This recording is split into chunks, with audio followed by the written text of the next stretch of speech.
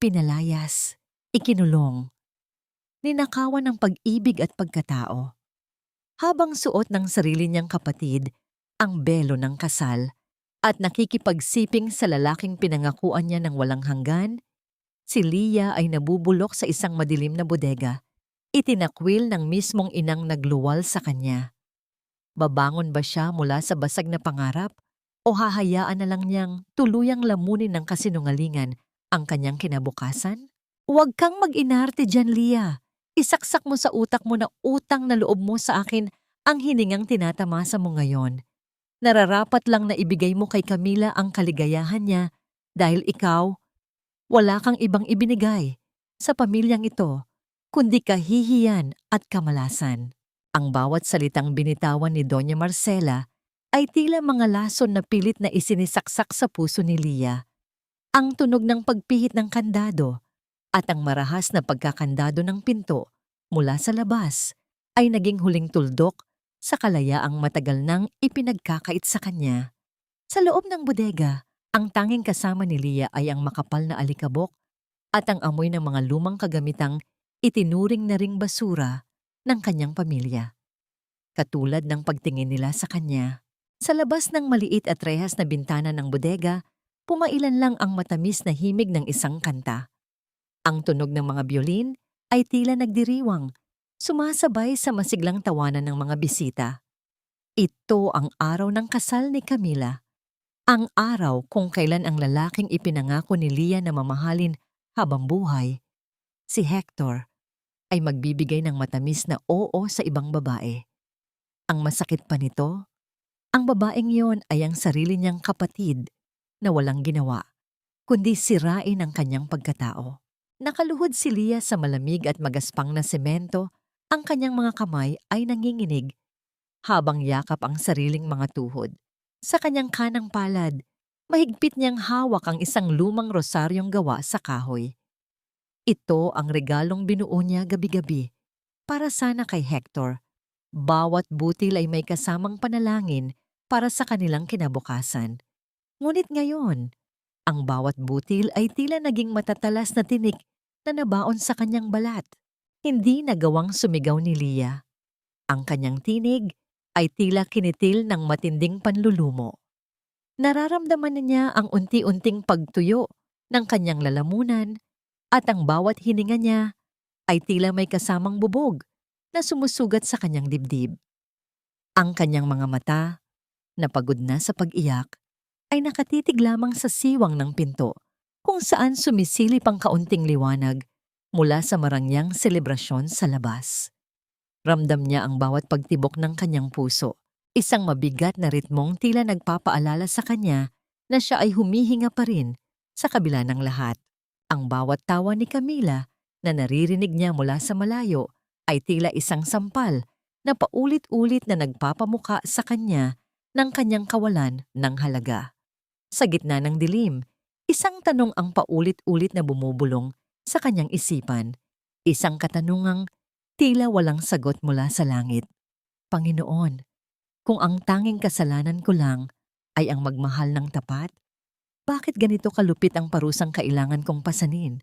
Bakit ang mismong inang nagluwal sa akin ang siyang nagbaon sa akin sa hukay ng kawalang pag-asa? Tila tumigil ang ikot ng mundo para kay Leah nang muling marinig ang ingay ng pinto. Ngunit sa halip na kalayaan, isang piraso ng cake na may kulay puting icing ang basta-bastang inihagis sa kanyang harapan. Dumulas ito sa maruming sahig hanggang sa tumigil sa paanan niya. Kasunod nito ay isang puting sobre na pamilyar, ang sulat kamay na nakaukit sa labas. Ang sulat kamay ni Hector. Isang liham na sadyang iniwan upang iparamdam sa kanya ang pinakamataas na antas ng sakit. Dahan-dahang iniabot ni Leah ang nanginginig niyang kamay patungo sa liham. Ang bawat paggalaw niya ay tila isang matinding paghihirap. Ang kanyang puso ay tila nakikipaglaban sa takot at sa katotohanang baka ang mga salitang nakasulat sa loob ay ang huling dagok na tuluyang wawasak sa kanya. Sa kabila ng dilim, ang kanyang mga mata ay nanatiling nakatitig sa sobre, naghihintay ng kasagutan na baka mas lalong magpabaon sa kanya sa gitna ng kawalan. Ano ang nakasulat sa loob ng liham na ito na tila naging huling hantungan ng kanyang lahat ng pangarap? Dahan-dahang binuksan ni Leah ang sobrang puti. Ang kanyang mga daliri ay tila nawalan ng lakas habang hinahawakan ng papel na may pamilyar na bango ng mamahaling pabango ni Hector. Ang bawat titik na nakasulat doon ay tila mga karayom na isa-isang tumumatagos sa kanyang puso. Para sa aking asawa, Camila, ang simula ng liham. Salamat sa pagiging sandigan ko sa gitna ng sakit na idinulot ng pagtataksil ng iyong kapatid. Ang iyong mga tula at ang iyong diary ang nagligtas sa akin mula sa kadiliman. Napapikit si Leah ng mariin. Ang kanyang mga pilik mata ay nabasa ng bagong agos ng luha. Ang diary, ang lahat ng kanyang mga lihim, ang mga linyang isinulat niya sa ilalim ng liwanag ng buwan, ang mga panalangin niyang tanging si Hector lang ang dapat na makabasa. Lahat ng yon ay ninakaw ni Camila.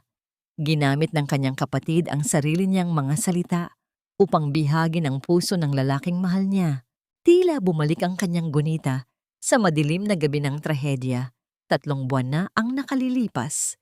Naalala ni Leah ang matamis na tsaa na ibinigay ng kanyang ina, ang biglang pagbigat ng kanyang mga talukap at ang paglamig ng kanyang buong katawan. Nang magising siya, ang mukha ni Hector na puno ng galit at pandidiri ang bumungad sa kanya, habang ang isang estranghero ay nakahiga sa kanyang tabi. Wala siyang boses noon upang magpaliwanag at lalong wala siyang lakas ngayon upang lumaban mula sa loob ng 4 na sulok ng bodegang ito. Samantala, sa loob ng marangyang honeymoon suite, nakatayo si Hector sa harap ng bintana, nakatingin sa malayo habang ang liwanag ng buwan ay tumatama sa kanyang malungkot na mukha. Lumapit si Camila, ang kanyang mga braso ay dahan-dahang pumulupot sa baywang ni Hector. I'm so happy, Hector. Finally, we're together. Malambing na bulong ni Camila. Ngunit kahit nakayakap ang kanyang asawa, may kung anong kulang sa pakiramdam ni Hector. Tumingin siya sa mga mata ni Camila, naghahanap ng kislap na madalas niyang mabasa sa mga sulat na ibinigay nito sa kanya noong sila ay magkasintahan pa lamang. Ngunit ang mga mata ni Camila ay tila isang malalim at madilim na lawa na walang buhay, malayo sa kaluluwang nadarama niya sa bawat tula sa diary. Bumalik ang eksena sa malamig na bodega. Pinulot ni Leah ang piraso ng cake mula sa maruming semento. Ang puting icing ay nabahiran na ng alikabok, ngunit dahil sa matinding gutom at panghihina, dahan-dahan niya itong isinubo.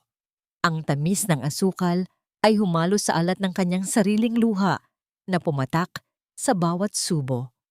Lunok-luha niyang tinanggap ang bawat katiting na pagkain, sinusubukang lunukin kasama nito ang kanyang natitirang dignidad para lamang mabuhay. Kailangan niyang mabuhay. Hindi siya pwedeng mamatay sa dilim na ito, habang ang mga magnanakaw ng kanyang buhay ay nagsasaya sa liwanag. Napatigil si Leah sa pagnguya nang marinig niya ang mahinang bulungan sa kabilang panig ng pinto.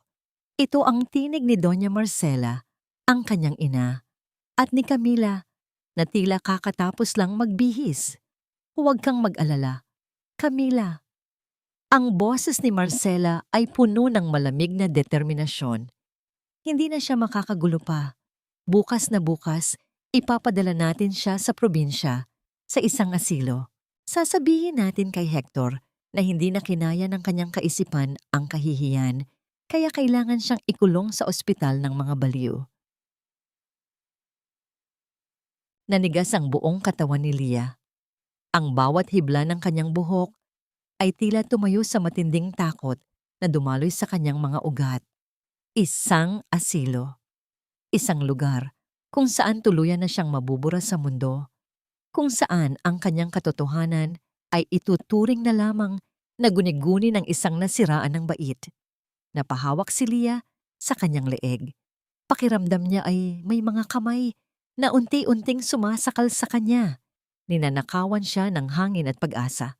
Paano niya haharapin ang mabigat na kapasyahang Ipinataw mismo ng sarili niyang pamilya. May makakakita pa kaya sa tahimik niyang pagdurusa sa gitna ng malamig at mahabang gabing ito? Sa gitna ng malalim na gabi, habang ang buong mansyon ay nababalot ng katahimikan ng kasalanan, isang mahinang pagdaing ng lumang sahig ang narinig ni Leah sa labas ng kanyang piitan.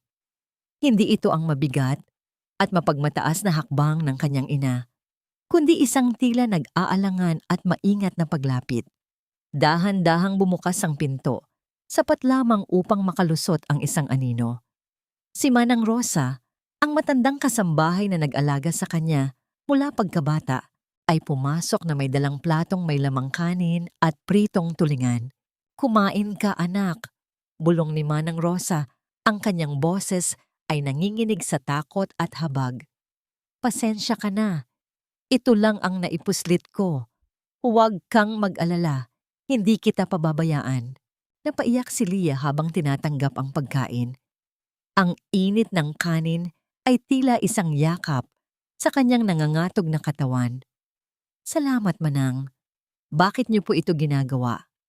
Mapapahamak kayo." Tikbi ni Leah habang mabilis na isinusubo ang pagkain. Ngunit hindi pa man nangangalahati ang kanyang pagkain, ang pinto ng bodega ay marahas na bumukas. Tumama ito sa dingding na lumikha ng isang malakas na yanig sa buong silid. Doon ay nakatayo si Doña Marcela. Ang kanyang mukha ay namumula sa galit at ang kanyang mga mata ay nanlilisik sa puot. "Traitor ka, Rosa. Akala mo ba ay hindi ko malalaman ang pagtataksil mo sa akin?" Bago pa man makasagot ang matanda, isang mabilis na pag-angat ng kamay ni Marcela ang nagdulot ng malakas na pagdapo ng palad sa pisngi ni Manang Rosa. Ang lakas ng impact ay naging sanhi ng pagkawala ng balanse ng matanda, hanggang sa ang kanyang katawan ay marahas na tumama sa matigas na semento. Ang plato ay nabitawan at nagkawatak-watak sa sahig. Ang mga pira-pirasong seramika ay humalo sa pagkain at sa alikabok. "Ma, please, stop it. Wala pong kasalanan si Manang Rosa." Sigaw ni Leah habang pilit na gumagapang patungo sa kanyang ina. Ang kanyang mga kamay ay nakikiusap, nagmamakaawa. Ngunit isang matalim na sipa sa kanyang balikat ang nagpabalik sa kanya sa gitna ng dilim. "Wala ka ng karapatang makialam, Leah. At ikaw naman, Rosa. Umalis ka na rito ngayon din. Ayoko na kayong makita pa sa bahay na ito." Mariing sigaw ni Marcela habang mahigpit niyang hinawakan ang braso ni Manang Rosa at itinulak ito palayo. Tahimik na napaluha ang matanda, pilit na sumasabay sa mabilis na paghila sa kanya habang nanginginig ang kanyang mga kamay sa takot at lungkot.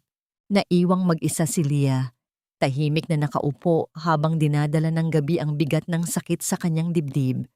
Pakiramdam niya'y unti-unting nawawala ang natitirang lakas sa kanya matapos mawala ang tanging taong tunay na nagmalasakit.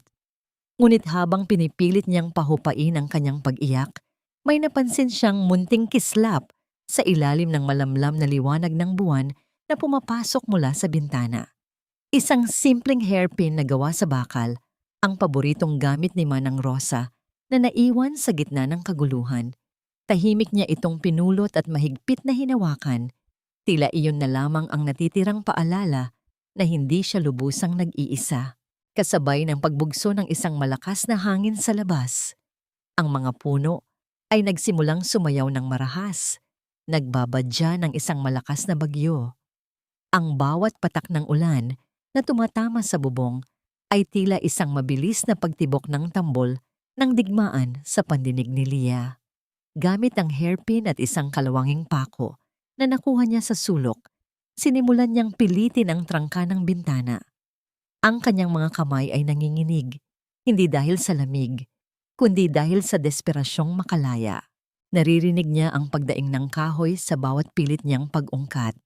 Sa wakas, ang trangka ay bumigay, ngunit sa bilis ng pangyayari, ang salamin ng bintana ay nabasag at ang mga matatalas na piraso nito ay sumugat sa kanyang braso. Ang mainit na likido ay dahan-dahang gumuhit sa kanyang balat humahalo sa lamig ng ulan. Hindi niya ininda ang sakit.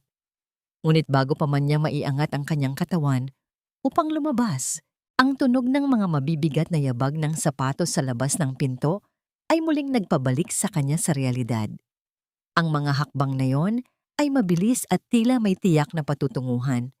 May paparating at sa pagkakataong ito, alam ni Leah na hindi ito para iligtas siya. Sino ang naglalakad sa gitna ng bagyo patungo sa kanyang kinaroroonan? Ang bawat segundo ay tila isang habambuhay na paghihintay para kay Leah, habang ang tunog ng mga yabag ay papalapit sa pinto ng bodega. Hindi na siya nag-atubili. Sa kabila ng hapdi ng kanyang sugat at ang panlalambot ng kanyang mga tuhod, pilit niyang isiniksik ang kanyang katawan sa maliit na siwang ng bintanang nabasag. Ang matatalas na dulo ng salamin ay muling gumuhit sa kanyang balat, ngunit ang sakit na nararamdaman ng kanyang katawan ay wala pa sa kalingkingan ng kirot na nasa kanyang puso. Bumagsak ang kanyang katawan sa malambot at madulas na lupa sa labas. Ang lamig ng ulan ay agad na dumampi sa kanyang balat. Tila libu-libong maliliit na karayom na tumutusok sa kanyang pagkatao. Sa gitna ng kadiliman, tanging ang paminsan-minsang pagguhit ng kidlat sa langit ang nagbibigay ng liwanag sa kanyang dinaraanan. Narinig niya ang malalakas na tahol ng mga aso mula sa loob ng bakuran at ang sigawan ng mga tauhan ng kanyang ina. Ang mga pasulpot-sulpot na liwanag mula sa mga flashlight ay nagsimulang gumala sa paligid, tila mga matang naghahanap ng biktima sa gitna ng unos. Tumatakbo si Leah ng walang sapin ang mga paa. Ang bawat hakbang niya sa matatalas na bato at madulas na putik ay isang pagpapatunay ng kanyang pagnanais na mabuhay. Nang maramdaman niyang malapit na ang kanyang mga mangingisda, mabilis siyang nagtago sa ilalim ng isang lumang tulay na bato. Nakalublob ang kanyang mga binti sa malamig at maruming tubig ng sapa, habang ang kanyang likod ay nakasandal sa magaspang na pader ng tulay. Pinigilan niya ang kanyang paghinga, itinakip ang kanyang nanginginig na mga kamay sa kanyang bibig upang hindi marinig ang kanyang pagsinghap. Nararamdaman niya ang marahas na pagtibok ng kanyang puso sa kanyang dibdib, tila isang ibong nagpupumiglas na makawala sa hawla. Nang tumahimik ang paligid at tanging ang ingay na lamang ng ulan ang naririnig, muling lumabas si Leah mula sa kanyang pinagtataguan. Ngunit ang kanyang lakas ay tila tuluyan ng naubos. Ang bawat hakbang niya sa madilim na kalsada ay nagiging mas mabigat. Nagsimulang manlabo ang kanyang paningin at ang mga puno sa paligid ay tila umiikot. Sa gitna ng kalsada, tuluyan ng sumuko ang kanyang katawan. Bumagsak siya sa matigas na aspalto, ang kanyang mukha ay nadampi sa basang lupa. Sa huling sandali ng kanyang malay, nakakita siya ng dalawang bilog na liwanag na papalapit sa kanya mula sa malayo. Isang lumang sasakyan ang dahan-dahang huminto ilang dipa mula sa kinaroroonan ni Leah. Ang pintuan nito ay bumukas at isang matandang lalaki, si Don Ricardo, ang bumaba habang may hawak na malaking payong. Ang kanyang mukha ay puno ng pag-aalala nang makita ang duguang katawan ng dalaga. Mabilis niyang binuhat si Leah. Ang kanyang mga bisig ay nagbigay ng kakaibang init sa nanlalamig na katawan nito.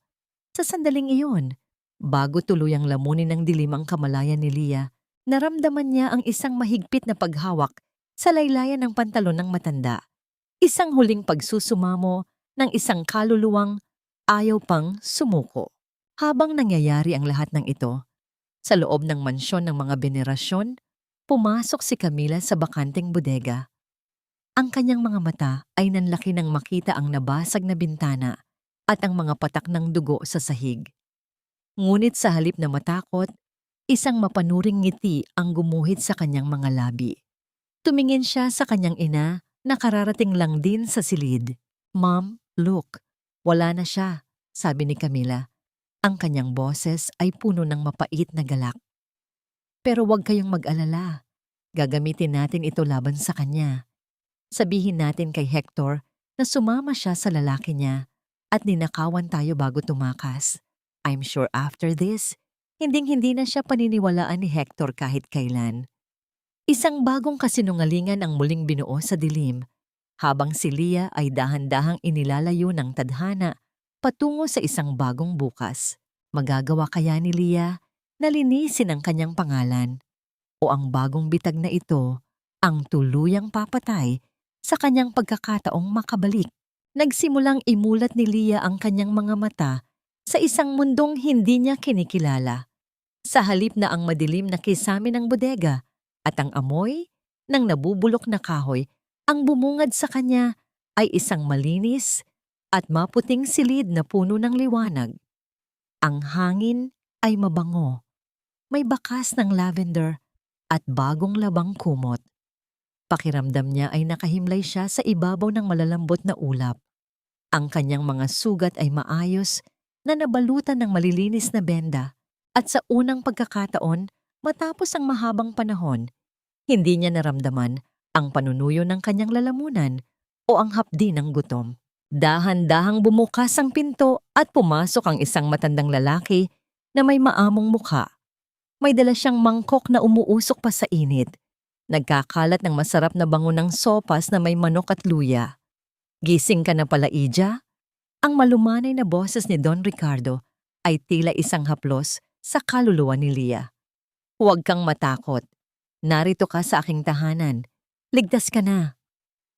"Sino po kayo? Bakit niyo po ako tinulungan?" Mahinang tanong ni Leah. Ang kanyang tinig ay tila isang piping bulong. Naupo si Don Ricardo sa tabi ng kama at tinitigan siya ng may malalim na habag. "Nakita kita sa gitna ng kalsada, sugatan at tila iniwan na ng pag-asa. Alam mo, sa tuwing tinitingnan kita, naaalala ko ang aking yumaong anak na babae. Mayroon kayong parehong kislap sa mga mata. Isang kislap na pilit na pinapatay ng mundong ito. Ituring mo akong isang kaibigan o kung papayagan mo, isang amang handang tumulong sa'yo na bumangon muli." Sa mga sumunod na linggo, naging kanlungan ni Leah ang tahimik na bahay ni Don Ricardo. Doon, sa gitna ng malawak na hardin, natutunan ni Leah na muling huminga. Ang bawat pagtatanim niya ng mga binhi ng rosas at ang pag-aalaga sa mga namumukadkad na bulaklak ay naging bahagi ng kanyang sariling paghilom. Ang bawat haplos niya sa lupa at ang pagdilig ng tubig ay tila naghuhugas sa mga madidilim na alaala ng kanyang nakaraan. Ipinakilala rin siya ni Don Ricardo sa isang ampunan na kanya ring pinapatakbo. Sa pakikipaglaro sa mga batang ulila at sa pagtulong sa kanilang mga pangangailangan, nakahanap si Leah ng isang panibagong layunin. Hindi na lamang siya ang biktima, siya na ang nagbibigay ng kalinga sa mga katulad niyang nawalan ng sandigan. 6 na buwan ang mabilis na lumipas. Ang namutlang pisngi ni Leah ay muling nagkaroon ng kulay at ang kanyang mga mata ay nagkaroon ng panibagong liwanag. Ngunit isang umaga, habang nag-aayos siya ng mga gamit sa sala, napansin niya ang isang pahayagan na naiwan sa mesa. Ang kanyang puso ay tila tumigil sa pagtibok nang mabasa ang isang ulo ng balita sa pahina ng lipunan. Ang bagong CEO ng Alvarado Group, Hector Alvarado, at ang kanyang asawang si Camila ay naghahanda na para sa pagdating ng kanilang unang anak. May kalakip itong larawan ni na Hector at Camila na masayang magkayakap. Ang mga mata ni Camila ay puno ng tagumpay habang ang kanyang kamay ay nakapatong sa kanyang tiyan. Nabitawan ni Leah ang baso ng tubig na kanyang hawak. Ang tunog ng pagkakabasag nito sa sahig ay tila naging hudyat ng pagtatapos ng kanyang panandaliang katahimikan. Ang mga piraso ng salamin ay nagkalat sa kanyang paanan. Tila ang mga pangarap niyang muli na namang nadurog. Buntis si Camila. Ang lalaking minahal niya ay bubuo na ng sariling pamilya sa piling ng taong nagnakaw ng kanyang buhay. Sa gitna ng maganda at tahimik na tahanang ito, naramdaman ni Leah ang muling pagbalot ng isang pamilyar na lamig sa kanyang puso. Paano niya mapapanatili ang kanyang katahimikan kung ang multo ng kanyang nakaraan ay patuloy na nagdiriwang sa ibabaw ng kanyang mga luha? Sa loob ng marangyang mansyon ng mga Alvarado, Ang bawat kagamitan ay kumikinang sa ilalim ng mga kristal na chandelier, ngunit ang bawat sulok ay nababalot ng isang uri ng katahimikan na tila sumisigaw ng kalungkutan. Nakaupo si Camila sa harap ng kanyang malawak na salamin, tinitingnan ang isang bagong kwintas na gawa sa mga brilyante.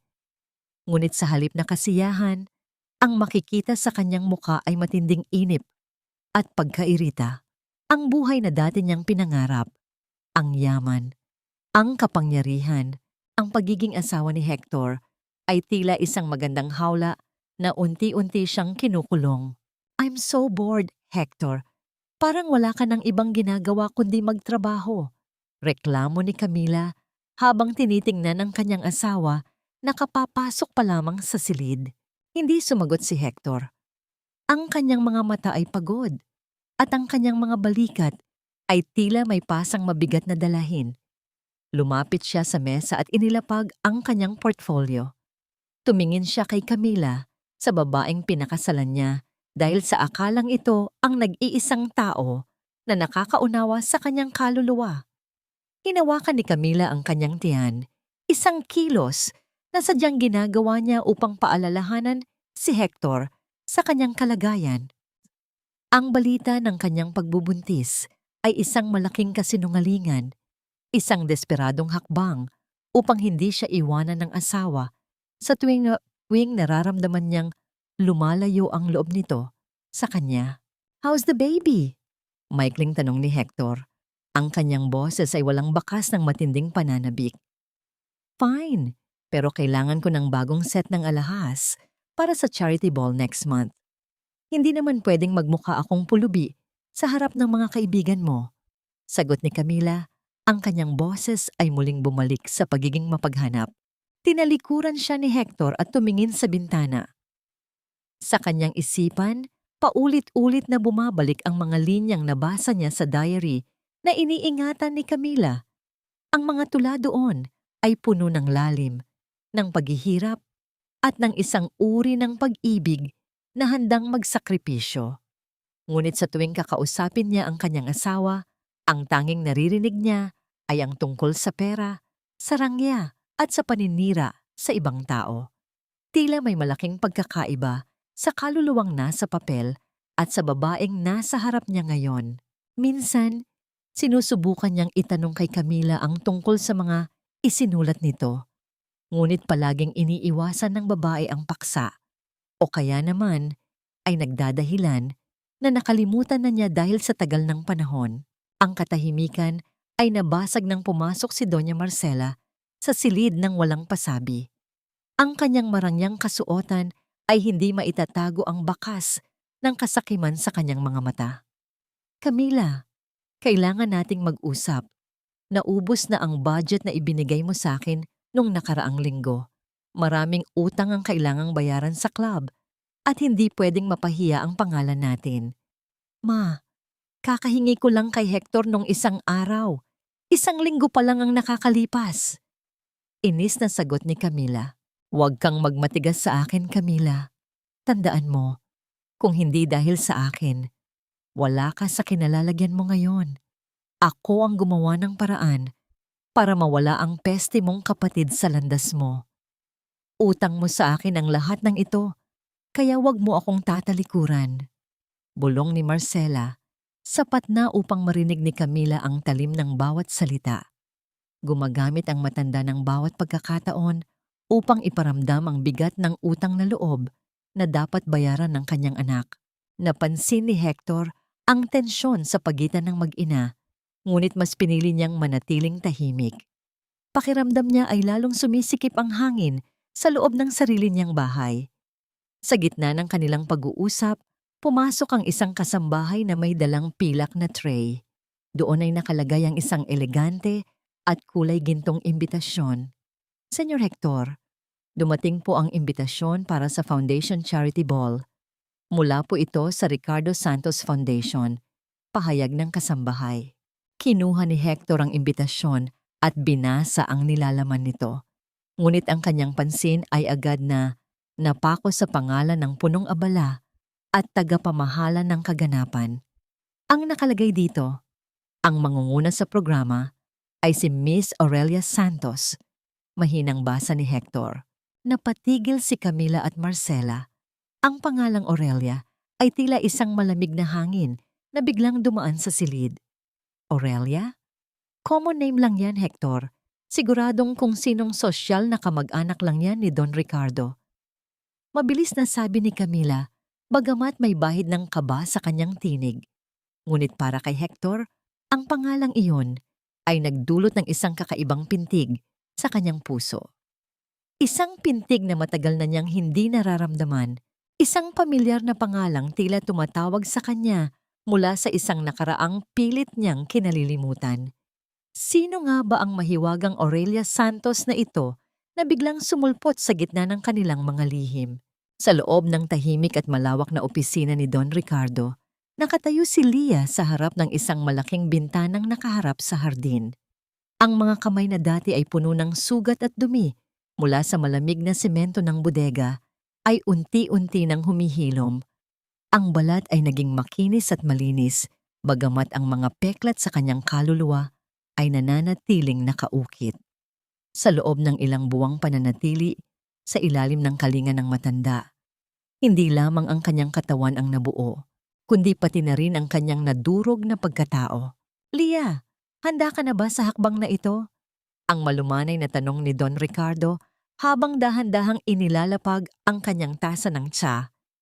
Hindi mo kailangang gawin ito kung hindi mo pa kaya. Ang pananatili rito sa tabi ko ay sapat na. Humarap si Leah sa kanya. Ang kanyang mga mata ay wala ng bakas ng takot. Don Ricardo, hinding-hindi ko makakalimutan ng lahat ng itinuro niyo sa akin. Sabi niyo po, ang pinakamagandang higanti ay hindi ang paggawa ng masama sa mga nanakit sa atin, kundi ang pagiging matagumpay at masaya sa kabila ng lahat ng kinuha nila.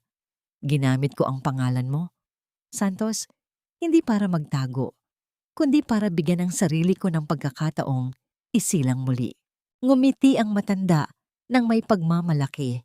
Tinuruan niya si Leah ng lahat ng tungkol sa pamamahala ng negosyo, kung paano maging matatag sa harap ng mapanghusgang lipunan at higit sa lahat kung paano mahalin ang sarili. Ipinagtapat din ni Don Ricardo na pinalitan niya ang record ni Leah sa tulong ng kanyang mga koneksyon upang maprotektahan ito mula sa anumang tangka ng pamilya, venerasyon na mahanap o muling saktan ang dalaga. Para sa lahat, si Aurelia Veneracion ay nawala na at ang lumitaw ay si Aurelia Santos, isang babaeng puno ng talino, grasya at paninindigan. Dumating ang gabi ng charity ball. Sa loob ng kanyang silid, tinitigan ni Leah ang kanyang refleksyon sa salamin. Suot niya ang isang simpleng hapit na gown na kulay hating gabi. Ang tela ay kumikinang sa bawat galaw niya, tila mga bituin sa langit. Hindi siya gumamit ng mararangyang alahas. Tanging isang simpleng perlas na kwintas ang nakapalamuti sa kanyang leeg. Ang perlas na yon ay simbolo ng kanyang dignidad, isang bagay na nabuo mula sa sakit at paghihirap sa loob ng mahabang panahon. You look stunning, Ija. Puri ni Don Ricardo nang pumasok siya upang sunduin si Leah.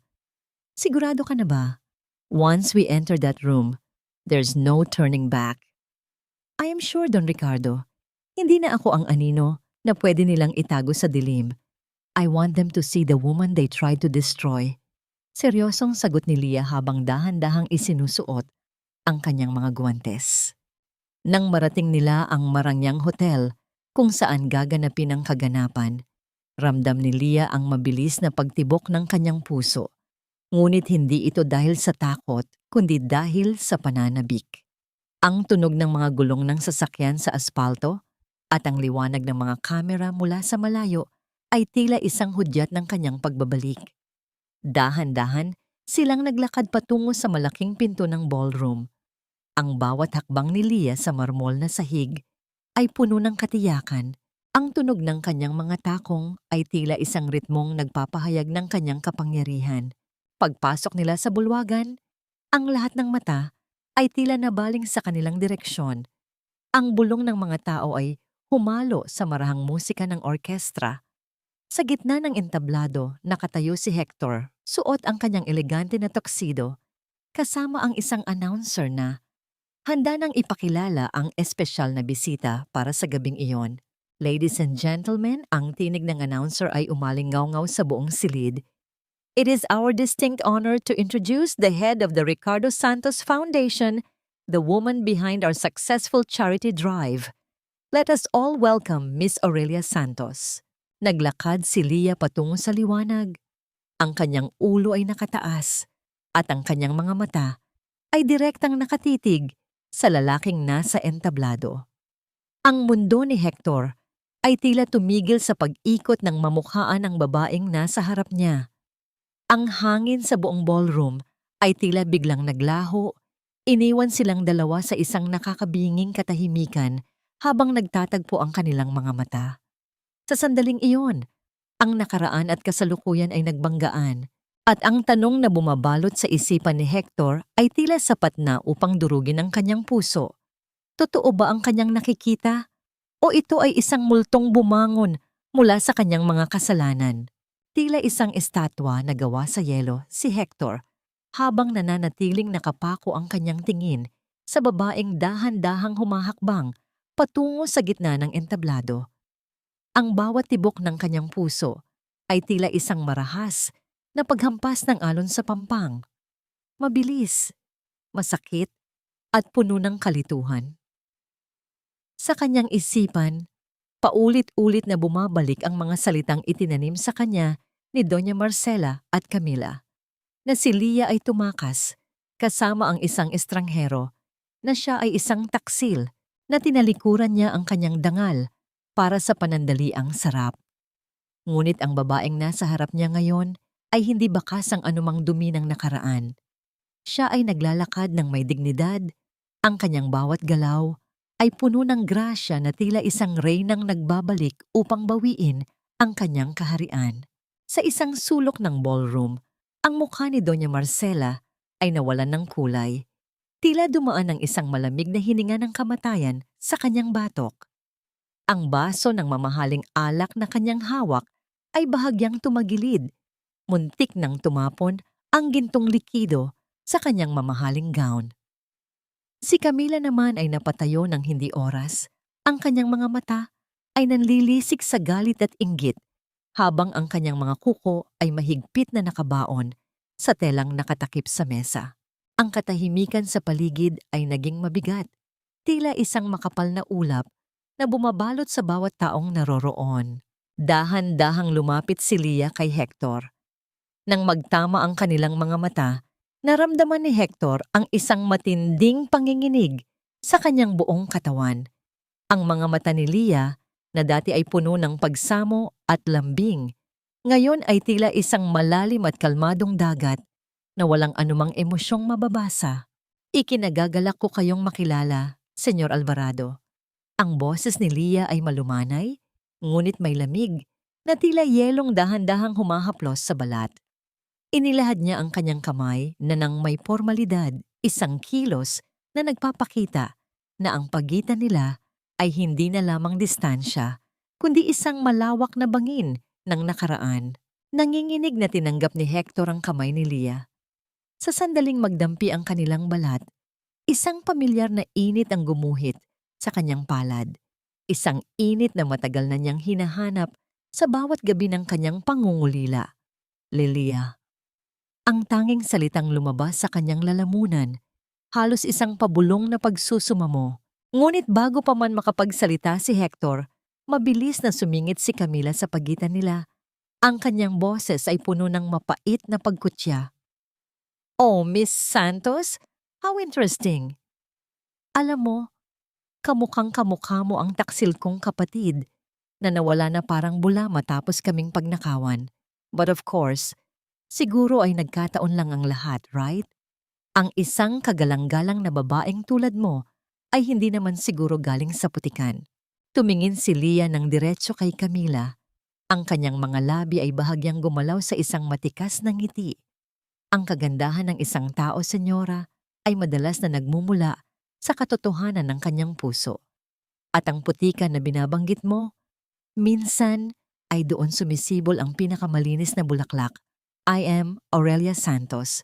Hindi ko alam kung sino ang tinutukoy mo, ngunit tila napakabigat ng dalahin ng iyong nakaraan para ibahagi ito sa isang estrangherong tulad ko. Ang bawat salita ni Leah ay tila isang matalim na palaso na tumama sa dibdib ni Camila, dahilan upang mapatahimik ito sa harap ng maraming tao. Sa gitna ng tensyon, marahang hinawakan ni Don Ricardo ang siko ni Leah, isang senyales na oras na upang lumisan. Habang naglalakad si Leah patungo sa labasan, hindi na nakapagpigil si Hector. Iniwan niya ang lahat ng kanyang obligasyon sa entablado at mabilis na humabol. Nahawakan niya ang braso ni Leah sa gitna ng hallway, malayo sa mga mata ng mga bisita. Ang kanyang paghinga ay mabilis at ang kanyang mga mata ay puno ng isang uri ng sakit na hindi na kayang itago. Leah, mag-usap tayo. Parang awa mo na. Ang boses ni Hector ay basag, puno ng panginginig na tila isang batang naliligaw sa dilim. Tinitigan siya ni Leah ng matagal. Ang kanyang mukha ay nanatiling kalmado, ngunit sa loob-loob niya ay nararamdaman niya ang muling pagbukas ng isang sugat na akala niya ay tuyo na. Mayroon bang puwang para sa mga salita sa pagitan ng dalawang taong pinaghiwalay ng isang bundok ng kasinungalingan? Dahan-dahang inalis ni Leah ang kanyang braso mula sa mahigpit na pagkakahawak ni Hector. Ang bawat daliri ng lalaki na dumampi sa kanyang balat ay tila nag-iwan ng isang bakas ng apoy na pilit niyang pinapatay sa loob ng maraming buwan. Tinitigan niya si Hector nang walang kahit anong bakas ng panghihina sa kanyang mga mata, bagamat sa loob ng kanyang dibdib, ang kanyang puso ay tila isang ibon na marahas na humahampas sa mga rehas ng hawla nito. Wala tayong dapat pag-usapan, Senyor Alvarado. Ang boses ni Leah ay kasing lamig ng simoy ng hangin sa labas ng ballroom. Ang mga salitang hindi nabitawan noon ay wala ng puwang sa kasalukuyan. Masaya ka na sa asawa mo. At ako ay malaya na. Tinalikuran niya si Hector nang hindi man lang lumingon. Iniwan ng lalaki na nakatayo sa gitna ng hallway, mag-isa sa ilalim ng malamlam na liwanag ng mga bumbilya. Ang bawat hakbang ni Leah palayo ay tila isang mabigat na pasanin na unti-unti niyang ibinababa. Ngunit ang bawat hininga ni Hector ay punong-puno ng pagsisisi na tila isang laso na dahan-dahang kumakalat sa kanyang sistema. Pag-uwi sa mansyon, sinalubong si Hector ng isang hysterical na si Camila. Ang bawat salita nito ay tila isang matalim na hiyaw na sumisira sa katahimikan ng gabi. Hector, bakit mo siya hinabol? Nakita mo ba kung paano niya tayo hinarap? Sigurado ako, ginamit lang niya ang matandang Ricardo na yon para maghiganti. She's crazy, Hector. Tandaan mo ang ginawa niya sa atin. Pumasok din si Doña Marcela. Ang kanyang mukha ay puno ng pagkukunwari habang hinahaplos ang balikat ni Hector. Iho, huwag kang magpaapekto. May sakit sa pag-iisip si Leah, alam mo yan. Baka kung anong kwento ang dinala niya sa Don Ricardo na yon. Ang mahalaga, narito ang asawa mo, ang magiging ina ng anak mo. Huwag kang maniniwala sa multong yan. Hindi sumagot si Hector. Umakyat siya sa kanyang silid at isinara ang pinto. Hindi pinansin ang mga tawag ni Camila. Naupo siya sa gilid ng kama at kinuha ang diary na laging iniingatan ni Camila sa loob ng kanilang cabinet. Binuksan niya ang mga pahina nito. Ang bawat salita doon ay puno ng lalim at emosyon.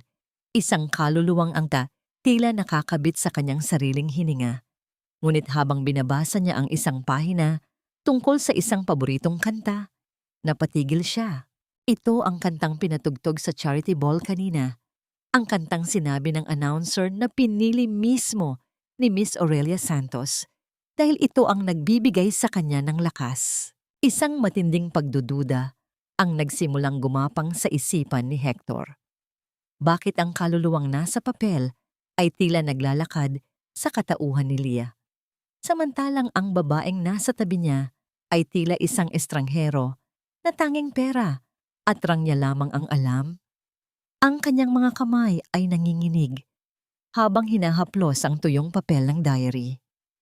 Ang isang butil ng luha ay dahan-dahang pumatak sa gitna ng pahina, naging sanhi ng paglabo ng mga titik, ngunit hindi niya alam na ang luhang iyon ay iniaalay niya para sa maling babae. Dahil sa hindi mawala-walang hinala, sinimulan ni Hector na halughugin ang mga lumang gamit sa loob ng storage room ng kanilang silid. Naghahanap siya ng anuman na maaaring magbigay sa kanya ng kasagutan. Sa ilalim ng isang tumpok ng mga lumang damit ni Camila, natagpuan niya ang isang maliit na kahon na gawa sa nara. May mga ukit ito na tila kinalimutan na ng panahon. Dahan-dahan niyang binuksan ang kahon. Ang bawat paggalaw ng takip nito ay tila isang pagbukas sa mga pintuan ng impyerno. Sa loob ay nakita niya ang mga sulat na nakatali ng isang kulay pulang laso.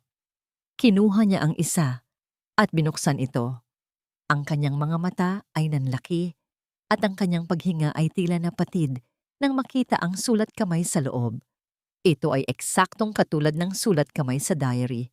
Ang diary na sinasabi ni Camila na siya ang sumulat. Ngunit ang lagda sa ilalim ng liham ay hindi Camila. Ang bawat titik na bumubuo sa pangalang Aurelia ay tila sumisigaw sa kanya, nagpapaalala sa isang katotohanang matagal na niyang binaliwala. Ang bawat salita ay tila isang sampal na gumising sa kanya mula sa isang mahabang panaginip. Ano ang gagawin ni Hector ngayong hawak na niya ang katibayan ng isang malaking pagtataksil na binuo sa loob ng kanyang sariling tahanan? Ang bawat hakbang ni Hector patungo sa lumang mansyon ng mga benerasyon ay tila paglalakad sa ibabaw ng mga nagbabagang uling. Ang kanyang puso ay punong-puno ng nag-aalab na puot at nakakapanghinayang na sakit. Hawak ang mga liham na natagpuan niya, hinarap niya ang matandang katiwala na matagal nang naninilbihan sa pamilya, ang tanging saksi na alam niyang hindi pa tuluyang nilamon ng kasakiman ni Doña Marcela. Sabihin mo sa akin ang totoo. Ang boses ni Hector ay gumaralgal, puno ng awtoridad na may halong pagsusumamo. Ipinakita niya ang mga liham at ang diary. Sino ang totoong sumulat nito? At anong nangyari kay Lia nung gabing bago ang kasal? Ang matandang katiwala ay nanginig. Ang kanyang mga mata ay lumuha habang nakatingin sa galit na mukha ni Hector. Sa takot at sa bigat ng konsensyang matagal na niyang dala, dahan-dahan siyang umamin. Ikinuwento niya ang lahat. Ang paglalagay ng pampatulog sa inumin ni Lia, ang pagpasok ng isang bayarang lalaki sa kanyang silid upang kumuha ng mga malisyosong larawan, at ang pinakamasakit sa lahat, ang pagkakakulong ni Lia sa madilim at maruming bodega habang nagaganap ang marangyang kasal ni na Hector at Camila. Sa bawat salitang lumalabas sa bibig ng matanda, pakiramdam ni Hector ay unti-unting dinudurog ang kanyang buong pagkatao. Ang kanyang paningin ay nanlabo at ang kanyang mga tuhod ay tuluyang sumuko. Napaluhod siya sa malamig na sahig. Ang kanyang mga kamay ay mahigpit na nakakapit sa kanyang dibdib na tila sinusubukang pigilan ang pagkawala ng kanyang hininga. Diyos ko, anong nagawa ko? Ang kanyang hikbi ay tila isang ungol ng isang sugatang hayop. Paulit-ulit niyang hinampas ang kanyang dibdib. Ang bawat tama ng kanyang kamao ay tila sapat na para parusahan ang kanyang sarili sa pagiging bulag at tanga. Pinakasalan ko ang ahas na sumira sa kanya, habang ang babaeng mahal ko ay nagdurusa sa dilim, nagugutom at nagmamakaawa. Tumayo si Hector at mabilis na nagtungo sa likod ng mansyon sa kinaroroonan ng lumang bodega. Ang tunog ng pagpihit niya sa kalawanging kandado ay tila isang hiyaw ng nakaraan. Pagbukas ng pinto, ang amoy ng amag at alikabok ang sumalubong sa kanya. Tinitigan niya ang bawat sulok ng maliit na silid.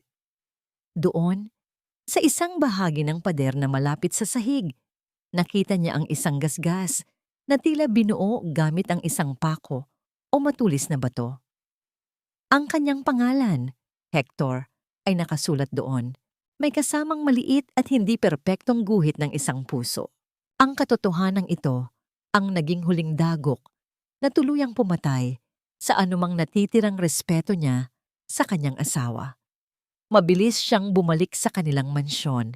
Sa gitna ng sala, sinalubong siya ni Camila na may kasamang sigaw at pag-aalsa dahil sa kanyang biglaang pag-alis. Hector, saan ka galing?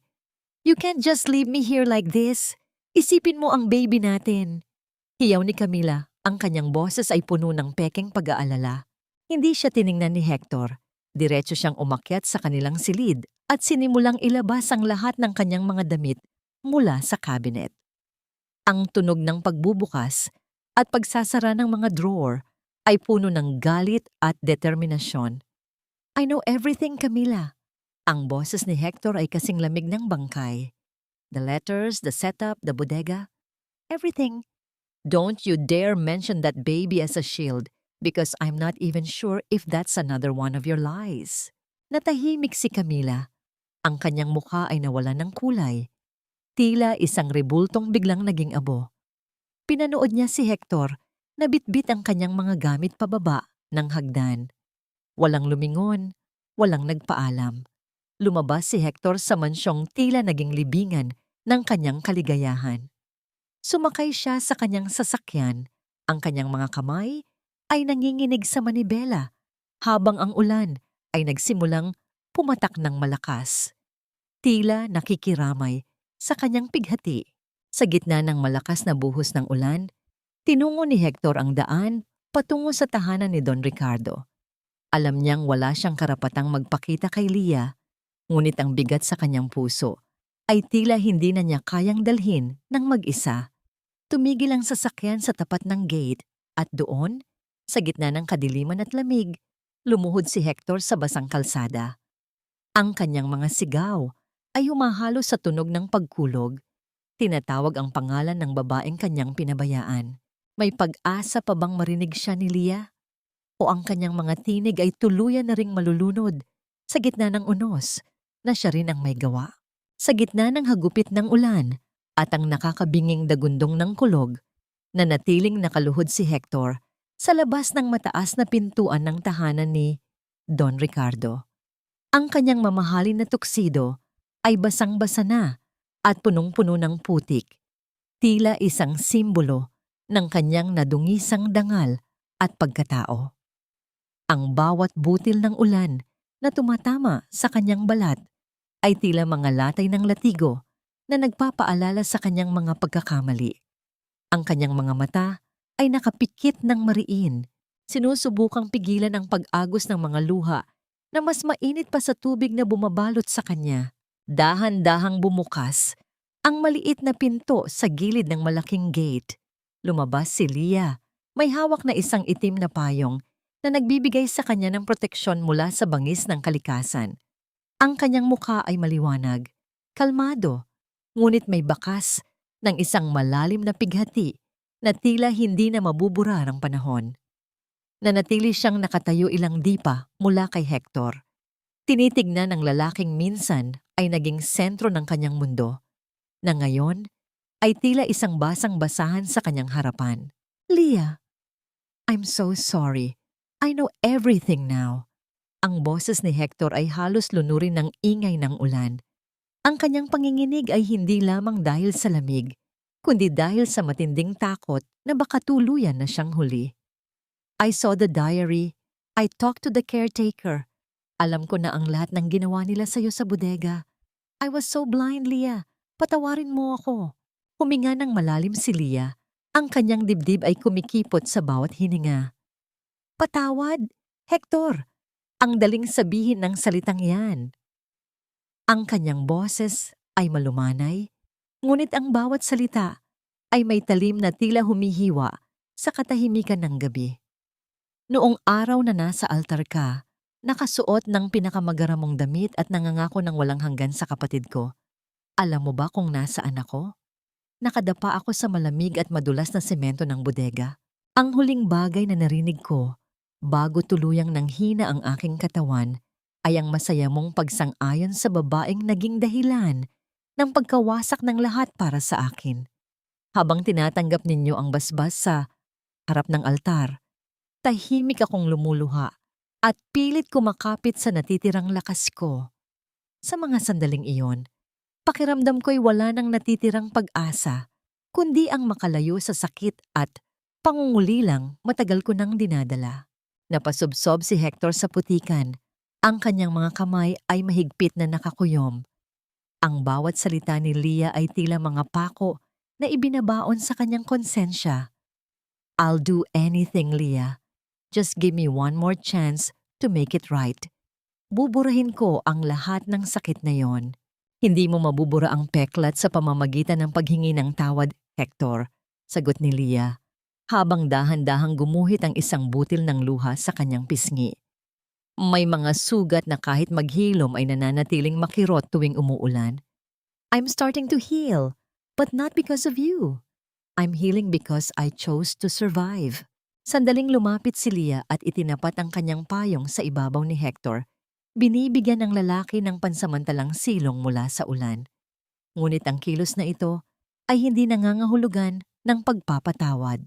Ito ay isang huling pagpapakita ng kabutihang loob sa isang taong naging bahagi ng kanyang nakaraan.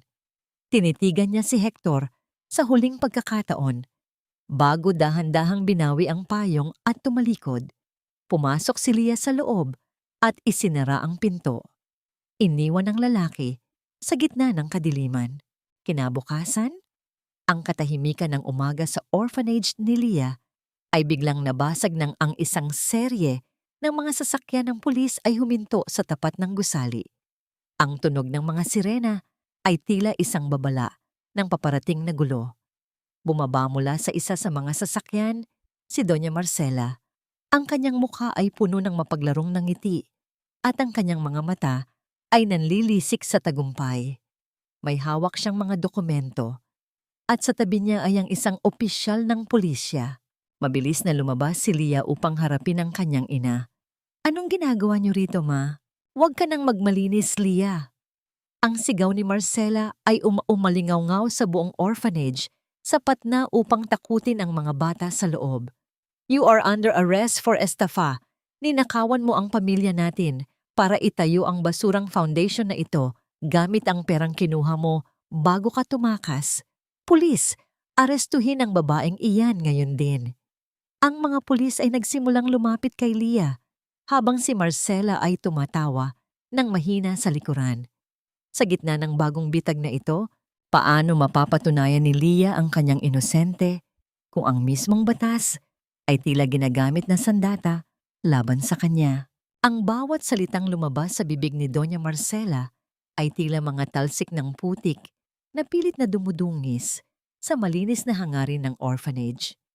Sa gitna ng malawak na bulwagan, kung saan ang mga bata ay madalas na naglalaro at nagtatawanan, ang kanyang boses ay umalingaw-ngaw ng may matinding pait at puot. Ang mga dokumentong kanyang iwinawagayway ay tila mga sandata na layong tapusin ang anumang natitirang dangal ni Leah. Ang mga pulis ay nanatiling nakatayo sa likuran, naghihintay ng hudyat, habang ang mga kasambahay at ilang voluntaryo ay napuno ng takot at pagkalito. Nagnakaw ka, Leah! Akala mo ba ay hindi ko malalaman kung paano mo kinuha ang pondo ng kumpanya bago ka tumakas? Sigaw ni Marcela. Ang kanyang mukha ay namumula sa galit. Ginamit mo ang pera ng pamilya para magpabango ng pangalan. You are a thief, and you deserve to rot in jail. Dahan-dahang humakbang si Leah patungo sa kanyang ina. Ang kanyang bawat galaw ay puno ng katiyakan, walang bahid ng takot o pag-aalinlangan. Tinitigan niya si Marcela ng diretso sa mga mata. Ang mga matang dati ay kinatatakutan niya, ngunit ngayon ay tila wala ng anumang kapangyarihan sa kanya. Sa likuran ni Leah, lumabas si Don Ricardo kasama ang kanyang abogado. Bit-bit ang isang makapal na folder na naglalaman ng mga dokumentong lihim na tinipon ni Leah sa loob ng 6 na buwan. Ibinigay mo nga sa akin ang buhay ko, Ma. Ang boses ni Leah ay malumanay, ngunit kasing tigas ng bakal. Simula pagkabata, palagi mong ipinamumukha sa akin ang utang na loob na kailangan kong bayaran. Isinakripisyo ko ang lahat, ang aking kabataan, ang aking mga pangarap, at pati na ang lalaking minahal ko para lang masiyahan ka. Pero hindi pa pala sapat iyon. Ikinulong mo ako sa dilim, pinagkaitan ng pagkain, at pinanood mong madurog ang puso ko habang ipinapakasal mo ang kapatid ko sa taong dapat ay sa akin. Wala akong pakialam sa drama mo. Pulis, arestuhin niyo na siya. Bulyaw ni Marcela, ngunit hindi gumalaw ang mga opisyal. Nagpatuloy si Leah, ang kanyang tinig ay lalong lumalim sa bawat salitang binitawan. Ang perang ginamit ko para sa foundation na ito ay hindi galing sa'yo. Ito ay mula sa personal na pondo ni Don Ricardo at mula sa sarili kong pagsisikap. Pero ang mga dokumentong hawak ko ngayon, ito ang magpapatunay kung paano mo ninakawan ng gobyerno at kung paano ka nagnakaw sa sarili mong mga tauhan para tustusan ang marangyang buhay niyo ni Camila. Ang lahat ng korupsyon at pagnanakaw mo sa loob ng 10 taon ay naririto lahat. Napatigil si Marcela. Ang kanyang mga mata ay nanlaki sa gulat. Ang folder na hawak ng abogado ni Don Ricardo ay tila isang hatol ng kamatayan na nakatapat sa kanyang leeg. Ang bawat pahina doon ay katumbas ng bawat taon ng kanyang kasamaan. Wala ka ng kapangyarihan sa akin, Ma. Bayad na ako sa lahat ng sinasabi mong utang na loob. Sa araw na ito, pinuputol ko na ang lahat ng ugnayan sa iyo. Pahayag ni Leah nang may paninindigan. Bayad na ako. Wala na akong ina at wala ka na ring anak. Isang matinding katahimikan ang bumalot sa buong silid. Ang mukha ni Doña Marcela ay biglang nawalan ng kulay. Ang kanyang mga labi ay nanginginig. Sinusubukang bumuo ng isang sagot, ngunit ang hangin ay tila ayaw nang dumaan sa kanyang lalamunan. Ang kanyang mga kamay ay napahawak sa kanyang dibdib. Ang kanyang paghinga ay naging mabilis at mabigat. Ang bawat pintig ng kanyang puso ay tila isang marahas na paghampas ng palakol sa kanyang pagkatao. Sa harap ng lahat, biglang bumagsak ang balikat ni Marcela. Ang kanyang mga mata ay dahan-dahang tumirik at ang kanyang katawan ay marahas na tumumba sa malamig na semento ng orphanage.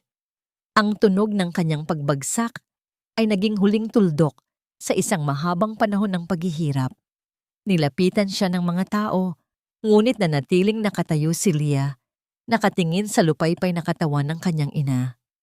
Ang hustisya ba ay sapat na upang burahin ang lahat ng sakit o ito ang simula ng isang mas malalim na trahedya para sa pamilya Veneracion? Ang bawat pintig ng orasan sa maruming pader ng pampublikong ospital ay tila isang mabagal na pagbibilang ng mga natitirang sandali ng isang bumagsak na imperyo. Sa loob ng isang masikip na ward, kung saan ang amoy ng gamot at kalawang ay humahalo sa init ng hapon, nakahiga si Doña Marcela. Ang kanyang dating makapangyarihang katawan ay tila naging isang bilangguan ng sarili niyang kaluluwa. Paralisado ang kalahati ng kanyang katawan at ang kanyang mga labi na dati ay puno ng matatalas na salita ay hindi na magawang bumuo kahit ng isang simpleng tunog. Ang tanging nagagawa na lamang niya ay ang igala ang kanyang mga mata, puno ng takot at hindi maipahayag na pagsisisi. Ang karma ay hindi dumating sa anyo ng isang mabilis na kamatayan, kundi sa isang mabagal at masakit na pagkawala ng lahat ng kanyang pinahalagahan. Habang nakaratay ang matanda, ang balita tungkol sa pagbagsak ng pamilya Veneracion ay naging usap-usapan sa buong lipunan. Ang lahat ng kanilang ari-arian, ang mansyong naging saksi sa pagdurusa ni Leah, ang mga mamahaling alahas at ang mga lupain ay isa-isang kinuha ng bangko at isinailalim sa auction.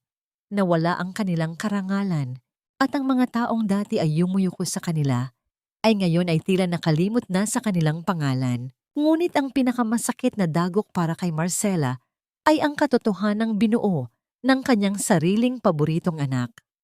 Si Camila, matapos malamang wala na silang pera at ang kanyang asawang si Hector ay nagsampa na ng kaso para sa annulment at fraud, ay hindi nag-atubili.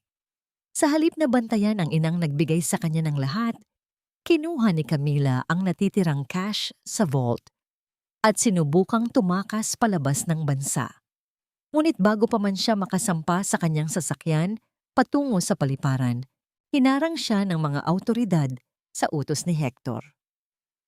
Ang tunog ng pag-ikot ng mga posas sa kanyang mga kamay ay naging huling musika ng kanyang pagiging malaya. Naiwan si Marcela na mag-isa. Inabandona ng taong mas pinahalagahan niya kaysa sa sariling konsensya.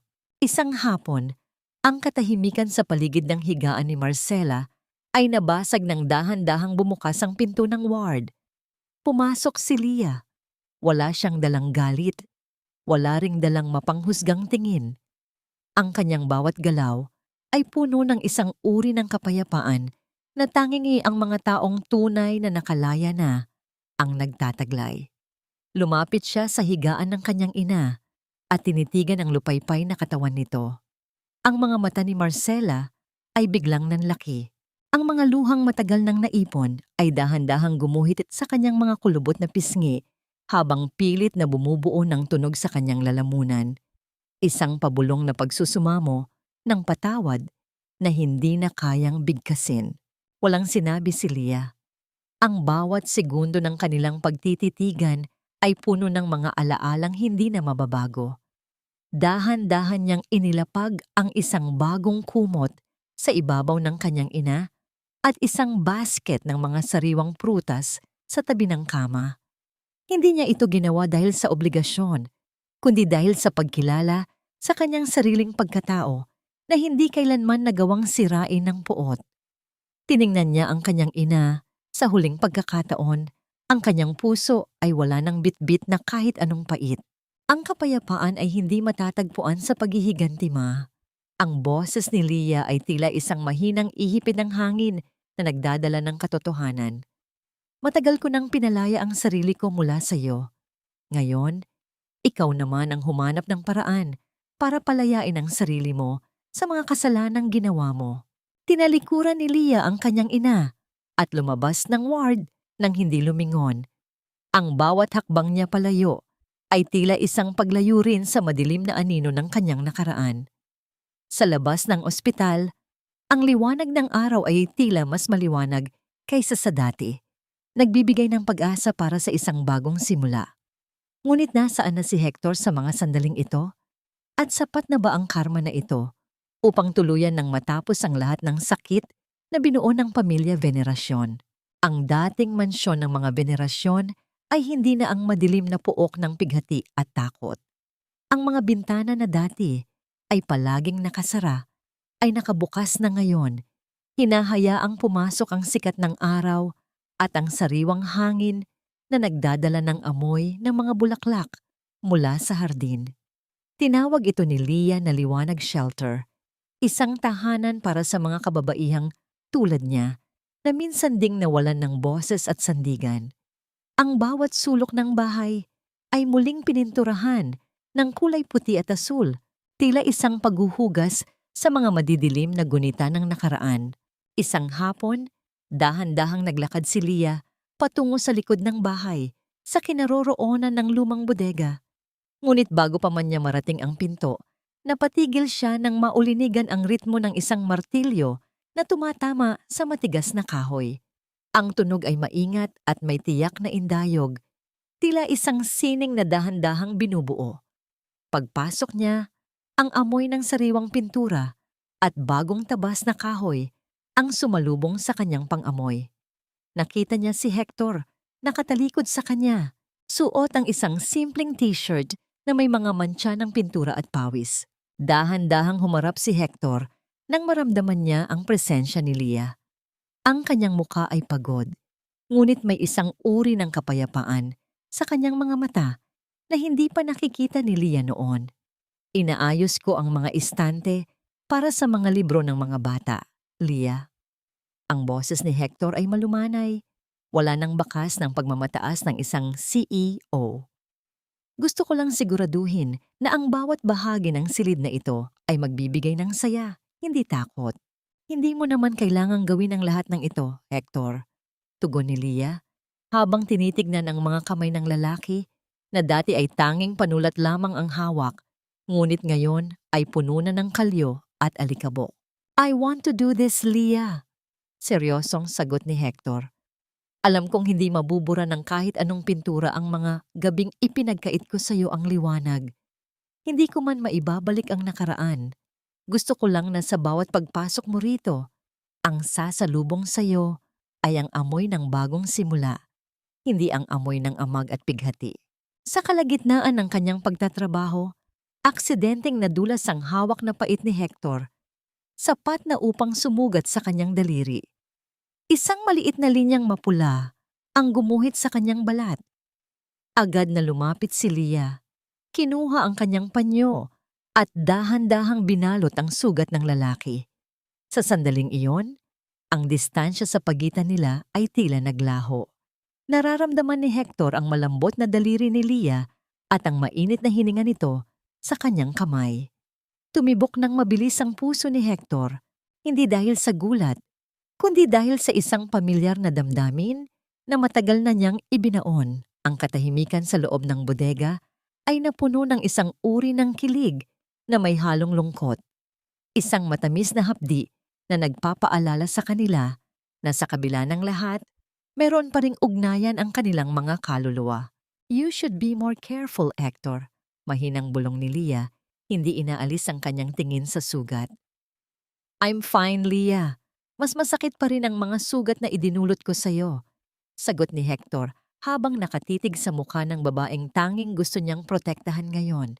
Ngunit ang panandaliang kapayapaan ay nabasag nang pumasok ang isang boluntaryo mula sa shelter. May hawak na isang sulat na galing sa koreo. Miss Leah, may dumating po na sulat para sa inyo. Mula po sa kulungan, kay Camila. Nanginig ang kamay ni Leah habang dahan-dahan niyang binubuksan ang sobre. Mabigat ang bawat salitang nakasulat, puno ng matinding emosyon at desperasyon. Leah, kung pababayaan mo ako sa sitwasyong ito, pakiramdam ko wala na akong matatakbuhan. Hindi ko na alam kung paano haharapin ang lahat ng ito. Sana, wag mo akong tuluyang iwan. Habang binabasa niya ang liham, lalo niyang naramdaman ang bigat ng responsibilidad at sakit na pilit ipinapasa sa kanyang konsensya. Nabitawan ni Leah ang sulat. Ang kanyang mukha ay nawalan ng kulay. Ang pangongonsensya ni Camila ay tila isang huling anino na pilit na humihila sa kanya pabalik sa kadiliman. Sa kabila ng lahat ng kanyang paghilom, ang banta ng kanyang kapatid ay tila isang malakas na sampal ng realidad. Hahayaan ba ni Leah na muling manipulahin ng kanyang kapatid ang kanyang damdamin? O ito na ang pagkakataon upang tuluyan niyang putulin ang tali ng pamilyang walang ginawa, kundi sirain siya? Ang katahimikan ng shelter ay muling napuno ng isang mabigat na tanong na tila wala pang kasagutan. Ang mga pader ng presinto ay tila mga higanting bato na walang pakiramdam, malamig at nagpaparamdam ng isang uri ng bigat na tila gustong lalamunin ang sino mang papasok sa loob nito. Ang bawat hakbang ni Leah sa pasilyo ay nagbibigay ng isang mahinang yanig sa semento. Isang ritmong nagpapakita ng kanyang pag-aalinlangan, ngunit puno pa rin ng paninindigan. Nang marating niya ang silid kung saan naghihintay ang mga bilanggo, nakita niya si Camila sa likod ng makakapal na rehas na bakal. Ang dati ay palaging maayos at mapagmataas na Camila ay wala na. Ang kanyang buhok ay magulo, ang kanyang mga mata ay lubog, at may itim na bakas ng puyat, at ang kanyang balat ay tila nawalan na ng kislap. Nang makita niya si Leah, agad siyang tumayo at lumapit sa rehas. Ang kanyang mga kamay ay mahigpit na humawak sa bakal na tila ba ito ang huling bagay na magliligtas sa kanya mula sa pagkalunod. Leah, dumating ka. Alam kong hindi mo ako kayang pabayaan. Mabilis at nanginginig na, sabi ni Camila, halatang pagod at desperado. Please, Leah, tulungan mo naman ako. Hindi ko na alam kung paano ko kakayanin ang sitwasyon dito. Pakiusap. Kausapin mo si Hector. Sabihin mo sa kanya na nagsisi ako at gusto kong itama ang lahat ng nagawa ko. Pakiramdam ko kasi, unti-unti na akong nawawalan ng pag-asa. Wala na akong ibang malapitan kundi ikaw. Tinitigan ni Leah ang kanyang kapatid ng matagal. Sa loob ng maraming taon, ang mga banta at manipulasyong tulad nito ang nagpabagsak sa kanyang kalooban. Ngunit sa pagkakataong ito, ang bawat salita ni Camila ay tila mga dahon lamang na tinatangay ng hangin. Walang bigat, walang saysay.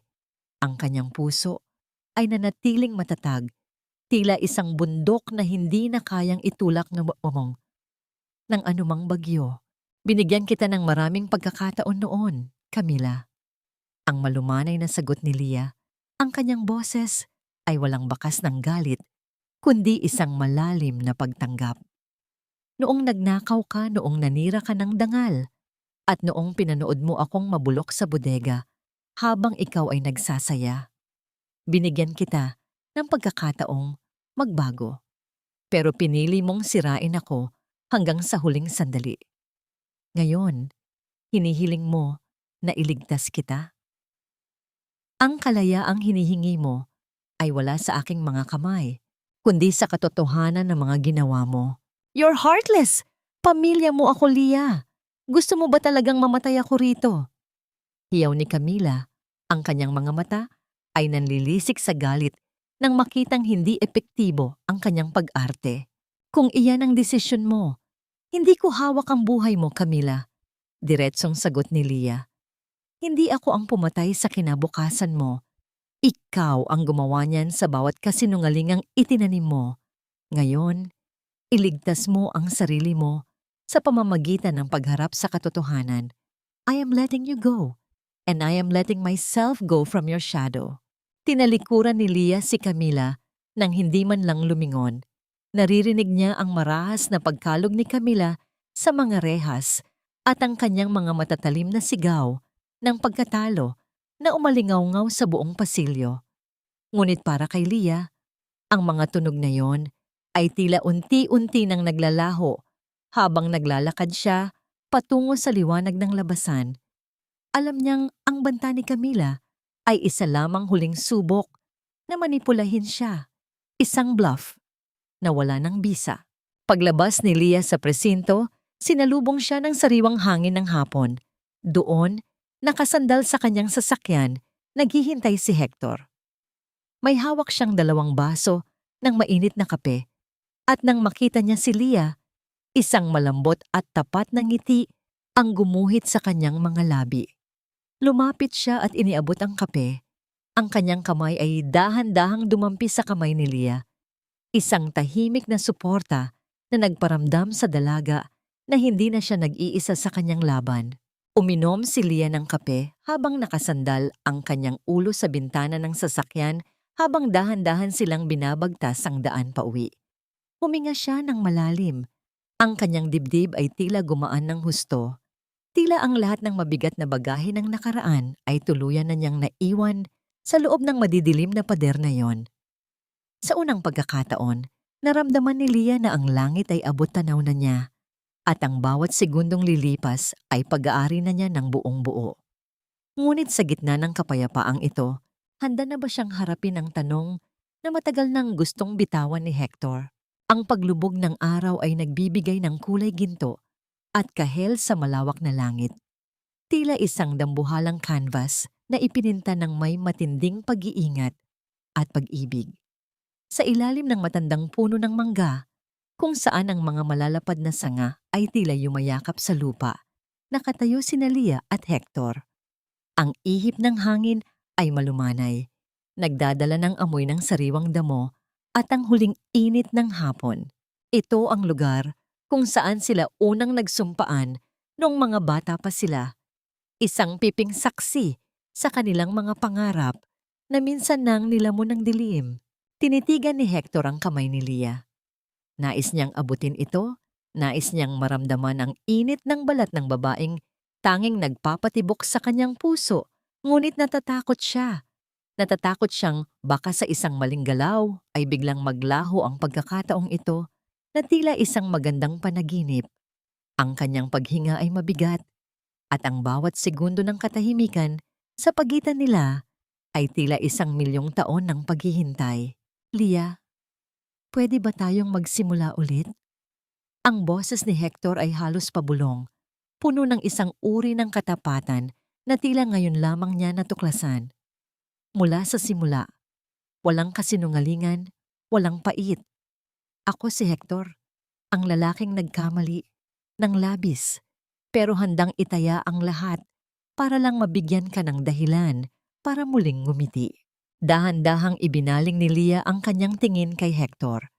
Hindi na siya ang babaeng madaling mapaniwala sa matatamis na salita. Hindi na siya ang aninong madaling itago. Ang kanyang mga mata ay nagpapakita ng isang uri ng lalim na tanging ang mga taong nakaranas ng matinding bagyo ang nagtataglay. Hindi na ako ang babaeng kilala mo noon, Hector. Ang malumanay na sagot ni Lia. Ang kanyang boses ay may bakas ng pighati ngunit puno ng kapayapaan. Marami na akong peklat. May mga sugat sa kaluluwa ko na kahit anong gawin ko ay bahagi na ng kung sino ako ngayon. Ang pagmamahal mo ba ay sapat na para tanggapin ang isang pusong basag na? Lumapit si Hector ng isang hakbang, sapat na upang maramdaman ni Lia ang init ng kanyang presensya. Tinitigan niya ang bawat linya sa mukha ni Lia nang may matinding paghanga. Mamahalin ko ang bawat peklat na yan, Lia. Kung kailangang dahan-dahan nating pulutin ang bawat piraso ng nadurog mong puso, gagawin ko. Hahaplusin ko ang bawat sugat mo hanggang sa makalimutan mo kung paano sila sumakit. I don't want the old Lia. I want the woman in front of me now. The woman who survived. The woman who is stronger than I will ever be. Isang matinding pintig ang naramdaman ni Lia sa kanyang dibdib. Isang pamilyar na kiliti na akala niya ay tuluyan nang namatay sa loob ng bodega. Dahan-dahan, tila isang talulot ng bulaklak na bumubukas sa ilalim ng unang sinag ng araw. Ipinatong ni Lia ang kanyang kamay sa ibabaw ng kamay ni Hector. Ang sandaling iyon ay tila tumigil ang mundo. Ang init ng kanilang mga palad na nagdampi ay nagpadaloy ng isang uri ng kuryente na muling nagbukas sa mga pintuan ng kanilang mga puso. Dahan-dahang inilapit ni Hector ang kanyang mukha at hinalikan si Lia sa noo. Isang mahaba at tapat na halik na puno ng paggalang at pagsisisi. Pagkatapos ay dahan-dahan niyang niyakap ang dalaga. Mahigpit ngunit puno ng pag-iingat. Tila isang mamahaling porselana na ayaw na niyang hayaang mahulog pang muli. Isinandal ni Lia ang kanyang ulo sa balikat ni Hector. Ipinikit ang kanyang mga mata habang nararamdaman ang marahas na pagtibok ng puso ng lalaki na tila sumasabay sa sarili niyang ritmo. Ang dilim ay dahan-dahang bumabalot sa paligid, ngunit sa ilalim ng puno ng mangga, ang liwanag ng kanilang muling nabubuong pag-ibig ay tila sapat na upang maging gabay sa kanilang madilim na kahapon. Ngunit sa gitna ng matamis na sandaling ito, sapat na nga ba ang muling pagsisimula upang burahin ang lahat ng multo ng nakaraan? Ang liwanag ba ng bukas ay tuluyan ng magtataboy sa huling anino ng pamilya Venerasyon? Lumipas ang 5 taon na tila isang dahan-dahang pag-agos ng ilog patungo sa malawak at kalmadong dagat. Ang dating mansyon ng mga Venerasyon na dati ay nababalot ng puot at madidilim na lihim ay tuluyan ng naging isang kanlungan ng pag-asa. Ang bawat sulok ng liwanag shelter ay puno na ngayon ng masasayang hiyaw, ng mga bata, at ang mahinang bulungan ng mga kababaihang dahan-dahan ding bumubuo sa kanilang mga sarili. Ang dating bodega, ang pook na naging saksi sa pinakamaitim na gabi ni Lia, ay isa na ngayong maliwanag na silid-aklatan kung saan ang mga bintana ay laging nakabukas upang papasukin ang sariwang hangin at ang awit ng mga ibon sa labas. Isang maagang umaga, nakatayo si Lia sa harap ng puntod ni Doña Marcela. Ang marmol na himlayan ay malinis, napapaligiran ng mga paboritong bulaklak ng kanyang ina na siya mismo ang nagtanim. Tinitigan niya ang pangalang nakaukit doon ng may malalim na katahimikan. Wala na ang pait, wala na ang sikip sa dibdib na dati ay nagpapahirap sa kanyang bawat hininga. Napatawad na kita, ma, ang malumanay na bulong ni Leah, habang ang isang butil ng luha ay dahan-dahang gumuhit sa kanyang pisngi. Isang luhang hindi na ng sakit, kundi ng paglaya. Hindi dahil karapat-dapat ka, kundi dahil karapat-dapat ang puso ko sa kapayapaan. Bayad na ako sa lahat ng sinasabi mong utang na loob. Ang huling utang ko sa'yo ay ang paglimot sa galit at ngayon, tinatapos ko na yon. Iniwan ni Leah ang sementeryo nang may magaan na pakiramdam. Sa labas ng tarangkahan, naghihintay si Hector. Ang lalaki ay may dihawak na isang maliit na batang babae na may parehong kislap sa mga mata ni Leah. Nang makita sila ng bata, mabilis itong nagpumiglas mula sa pagkakabibig ni Hector at tumakbo patungo kay Leah. Ang maliliit na paa nito ay nagbibigay ng masayang ritmo sa aspalto. "Mama!" ang masayang sigaw ng bata habang yumayakap sa binti ni Leah. Binuhat ni Leah ang kanyang anak at hinalikan ito sa noo bago tiningnan si Hector na papalapit sa kanila. Ang mukha ni Hector ay wala ng bakas ng dumi ng nakaraan. Tanging ang isang tapat at mapayapang pag-ibig ang makikita sa kanyang mga mata. Inakbayan niya si Leah, ang kanyang kamay ay mahigpit ngunit puno ng paggalang, habang dahan-dahan silang naglalakad patungo sa kanilang sasakyan. "Nakapag-usap na ba kayo?" tanong ni Hector. Ang kanyang boses ay puno ng pag-unawa. "Oo, handa na akong tuluyan ng lumingon sa hinaharap," sagot ni Leah habang isinasandal ang kanyang ulo sa balikat ni Hector. "Kumusta ang sulat mula kay Camila?" "Nasa rehab pa rin siya, Leah. Sabi ng mga doktor, dahan-dahan na siyang tumatanggap sa mga nagawa niya. Nagpapasalamat siya sa mga pinapadala mong gamot at pagkain kahit na alam niyang hindi ka pa handang makita siya ng personal," paliwanag ni Hector. Tumango si Leah. Ang pagpapatawad ay isang mahabang proseso at alam niyang ang distansya ay bahagi ng kanyang sariling proteksyon. Hindi niya kailangang kalimutan ang lahat upang maging malaya. Sapat na ang hindi na siya nasasaktan tuwing naaalala ang nakaraan. Pagdating nila sa Liwanag Shelter, sinalubong sila ng isang grupo ng mga kababaihan na kakatapos lang sa kanilang livelihood program. Humarap si Leah sa kanila. Bitbit ang kanyang anak at ang pagmamahal ng kanyang asawa. Tumingin siya sa bawat isa sa kanila. Mga babaeng dati ay sugatan din, ngunit ngayon ay uent-unti nang bumabangon. Ang pamilya ay hindi dapat nagiging bilangguan. Ang boses ni Leah ay umalingaw-ngaw sa buong bulwagan, puno ng paninindigan at inspirasyon. At ang pag-ibig ay hindi kailanman dapat nananakit. Hindi natin kasalanan ang mabasag ng mundong ito, ngunit nasa atin ang pagpapasya kung paano nating bubuuin muli ang ating sarili. Tandaan ninyo, ang bawat peklat na dala natin ay hindi tanda ng kahihiyan, kundi katibayan na tayo ay nakaligtas. Ang liwanag ay hindi nanggagaling sa labas, kundi sa apoy na pinili nating huwag hayaang mamatay sa loob ng ating mga puso.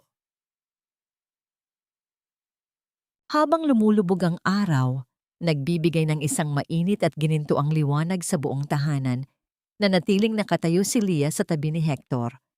Pinagmamasdan nila ang mga batang naglalaro sa hardin, ang mga halakhak na tila isang banal na musika na nagpapala sa lupang iyon. Ang bawat hininga ni Leah ay puno ng pasasalamat. Ang bodega ay wala na, ang dilim ay naglaho na, at sa wakas, ang anino ng pamilya Venerasyon ay tuluyan ng natunaw sa ilalim ng rurok ng kanyang sariling kaligayahan. Si Aurelia Leah Venerasyon ay wala na sa dilim.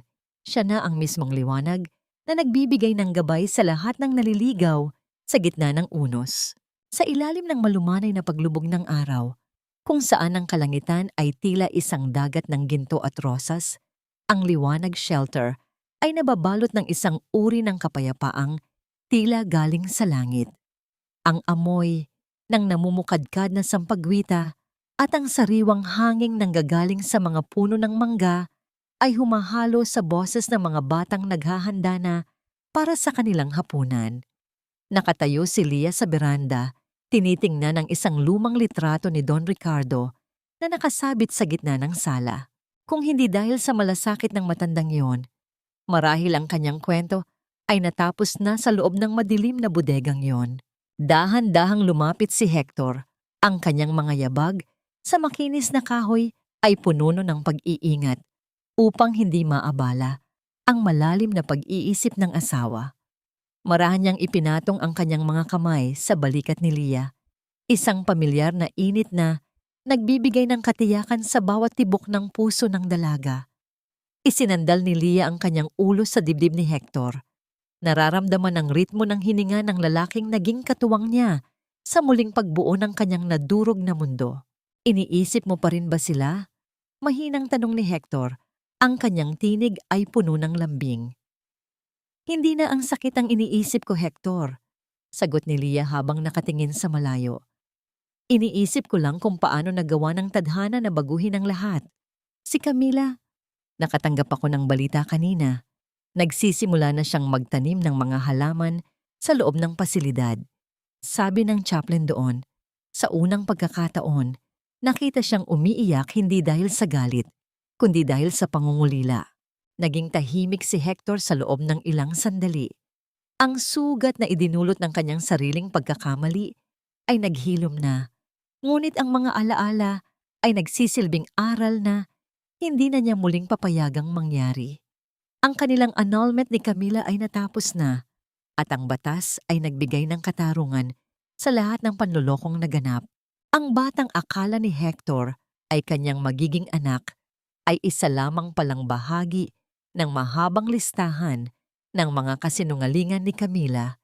Isang katotohanang masakit, ngunit naging susi upang tuluyan siyang makalaya. Napatawad mo na ba talaga ang lahat, Lia? Tanong ni Hector habang dahan-dahang hinahaplos ang buhok ni Lia. Humarap si Lia sa kanya. Ang kanyang mga mata ay nagniningning sa ilalim ng huling sinag ng araw. Ang pagpapatawad ay hindi nangangahulugang tama ang ginawa nila. Ito ay nangangahulugang ayaw ko nang dalhin ang bigat ng kanilang mga kasalanan. Napatawad ko na si Mama dahil ayaw kong maging katulad niya, isang taong nabubuhay sa puot.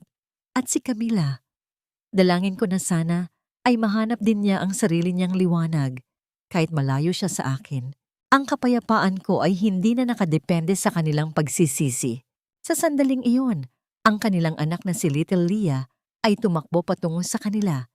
Bit-bit ang isang tila kulay asul na bolang gawa sa lana. Ang maliliit na tawa ng bata ay tila isang banal na awit na nagbubura sa bawat bakas ng pighati sa nakaraan. Binuhat ni Hector ang bata at hinalikan ito sa pisngi bago iniabot ang kanyang kabilang kamay kay Lia.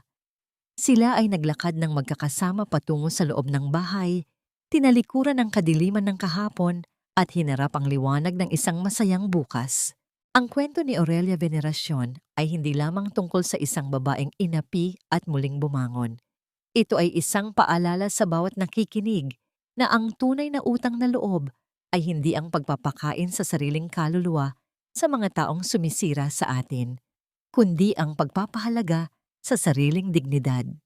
Ang bawat bodega sa ating buhay, maging ito man ay gawa sa pader o gawa sa takot, ay may bintanang naghihintay na buksan. Ang liwanag ay laging naririyan, naghihintay lamang na piliin nating makita.